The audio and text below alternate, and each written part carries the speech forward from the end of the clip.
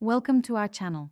Customizing your Apple Watch with new watch faces adds personality and functionality to your device.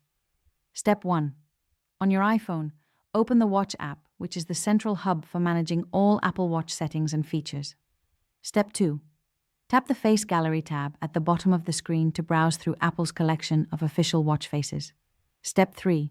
Select a watch face design that appeals to you and tap Add to create a customizable version on your Apple Watch. Step 4. Customize your chosen face by adjusting complications, colors, and styles using the customization options in the Watch app. Step 5. For third-party watch faces, visit websites or apps that offer watch face designs and follow their specific installation instructions. Step 6. Sync your customized faces to your Apple Watch by ensuring Bluetooth is enabled and your devices are paired properly. Step 7. On your Apple Watch, firmly press the watch face display to enter edit mode and swipe through your available faces. Step 8. Tap your desired watch face to set it as active and customize complications directly on your watch by tapping them in edit mode.